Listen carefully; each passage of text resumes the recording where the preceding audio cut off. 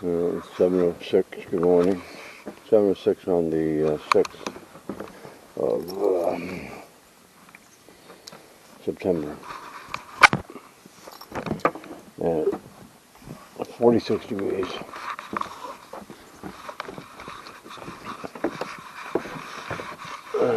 Sunrise is at 6 o'clock, straight up. Sunset's at 6:59. So there's just short of 13 hours of sunlight. Ow.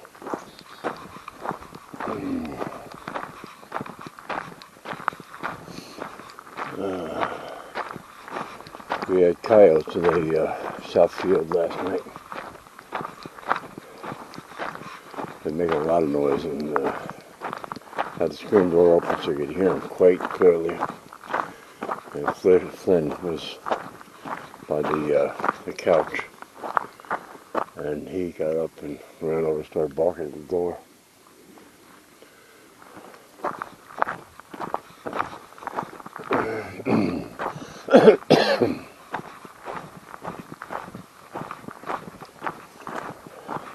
Actually got one on the Southwest cellular camera. And then, I don't know what time it was, but I got a nice 8-point buck on the Northford camera. And there's a spike buck right next to him.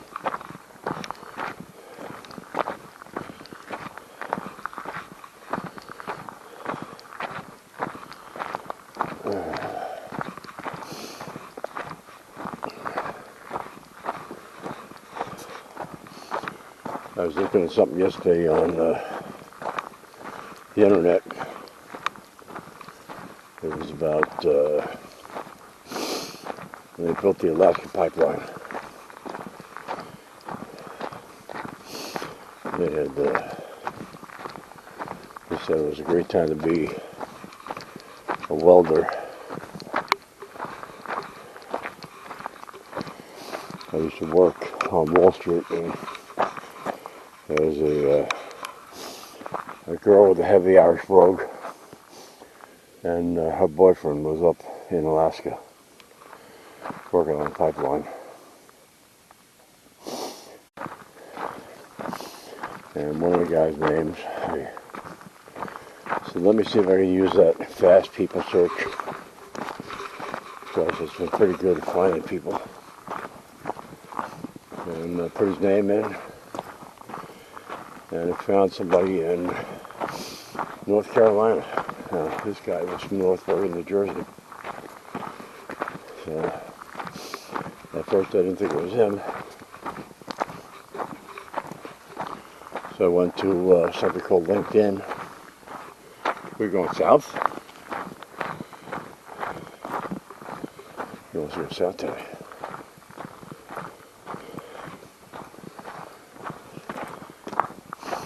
I looked at LinkedIn, and sure enough, his profile there matched the age and the showed that he moved to North Carolina. So, as I found him with Fast People Search on LinkedIn, I figured let me try Facebook. Put his name in there, and came up, and it's his profile picture was his wedding picture, he and his wife.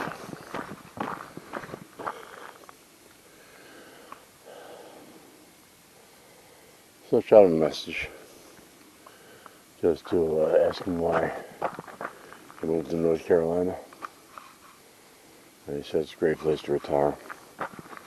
Unfortunately, his wife passed away about 11 months ago, October 23rd.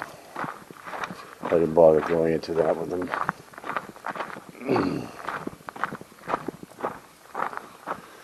And turned out we had one mutual friend a guy who worked for me as a consultant back in mid 80s, late 80s, and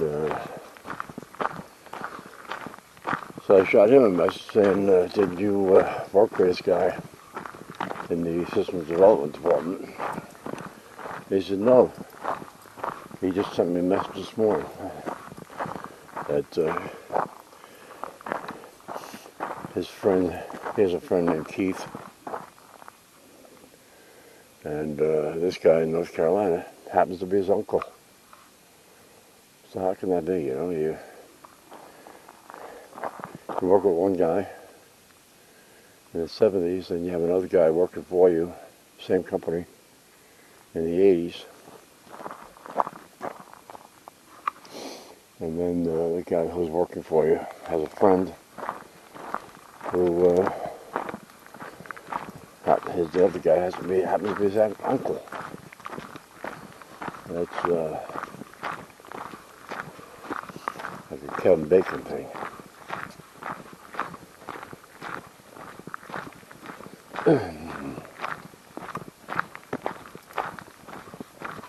Anyway, enough of that.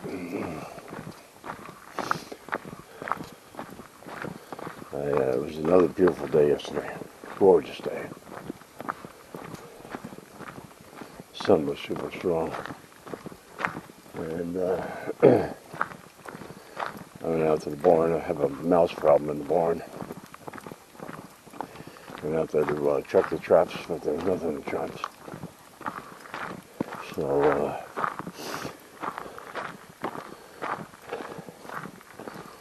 I looked at the weather, looked at the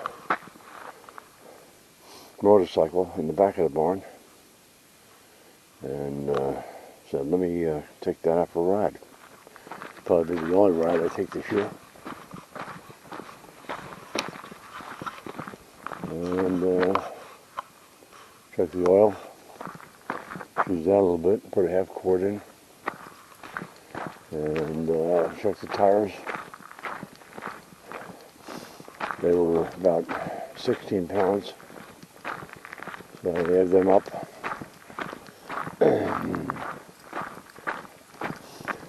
And went out back to the house, got my riding gear,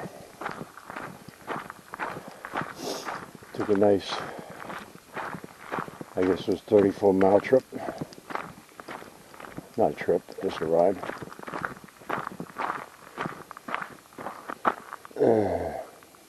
Headed north on the road here, and on the Tar Ridge, and I'll tell you, riding that bike on a dirt road like this is a challenge.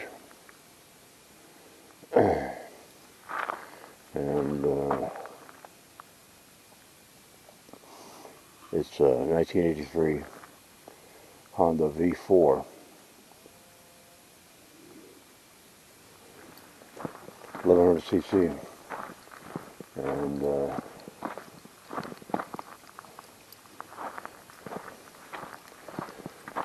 slight twist of the throttle, and she'll break loose on this dirt. So you have to take it easy. You go on Tar Ridge, and you have all sorts of frost heaves and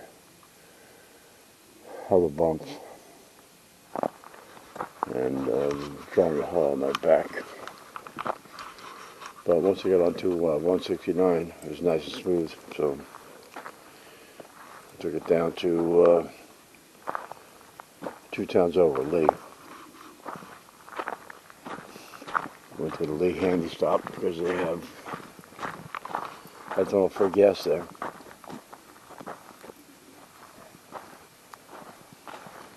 As I'm pulling in, there was a state trooper sitting at the east side of the parking lot. The speed limit there was 35, and I was doing 35. But he's looking to jam somebody up. But topped off the gas, put my helmet back on, and turned around and went home.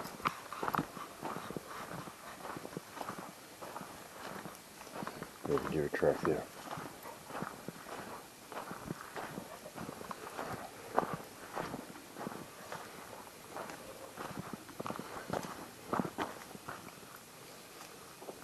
Good boy.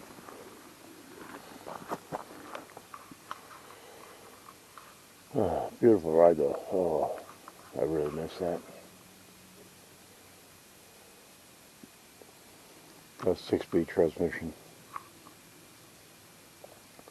Well, 5-speed never drive. But, what kind of trucks are they?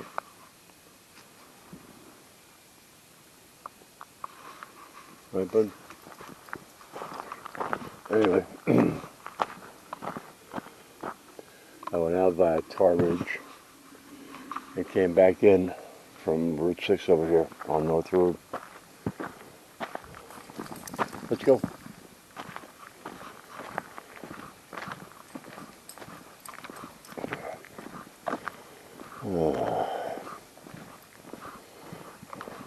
I'm going to put the bike back in the far back of the barn. Now, everything in the barn is on battery tenders, and I'm short on extension cords. Come on, let's go. So the motorcycle has to be exactly in the right place, because the battery tender is screwed to the wall, and it's got like a 6-foot cord, and maneuvering the bike is difficult. I got lawnmower on one side and snow blower, and other gear on the right side. I don't want to tip the bike over, so I got up on the center stand to find out the battery tender plug wasn't going to reach. I had to take it off the center stand and move it. I try and keep the floor of the barn nice and clean. Sweep it, use the backpack blower to blow the dust away. But there was some dust on the road, dust on the floor. And my feet were slipping just a little bit, but luckily I got it where it needed to be. She's plugged in. Probably all charged up this morning. So come on. And the hatch sliding up my head again.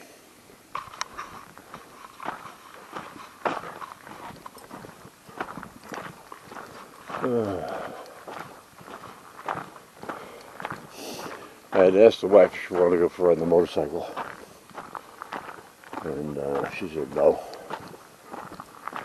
But she said she wanted to go for a ride on the side-by-side, so I finished putting the motorcycle away. Took it side-by-side down to the front of the garage to keep it out of the sun. And she didn't say anything. So later I said, I'm going to put the side-by-side away since you don't want to go for a ride. And she said, you didn't tell me you brought it over. So she changed. And we went for a little ride around the property and then down to the camp. And down to the 105 snowmobile trail. And then up to Skellinger Road.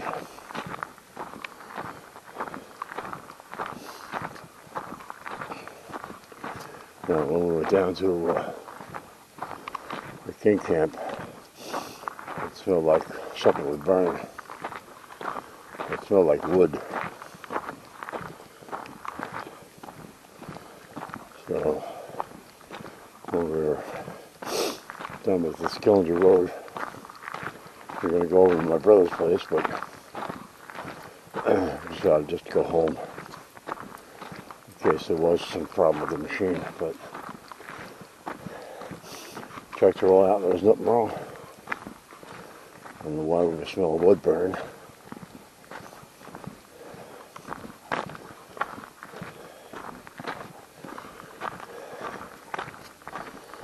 So you see, it was a good day. Motorcycle ride and side-by-side ride.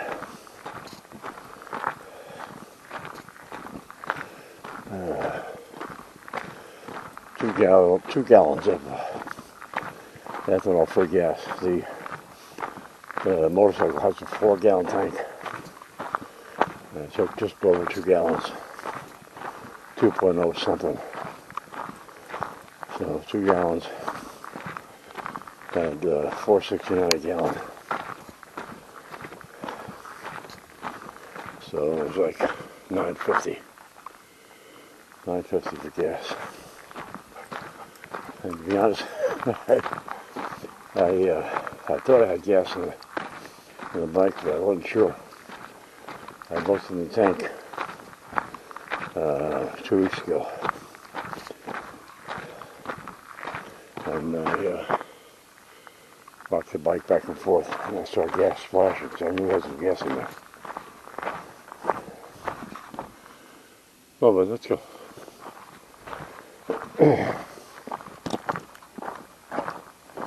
The needle valves, and it's got 4 carburetors. I don't know which one. One of the needle valves or float, whatever carburetor floats, isn't closing the gas off, so I have to shut the petcock off, or else gas will bleed down into the oil. It'll hydrolock. So when it filled up the lead hand start, I shut the gas off, and then when I got home, shut it off. Just a minor thing that would do, rather than spending a couple $100 on the carburetors to be done.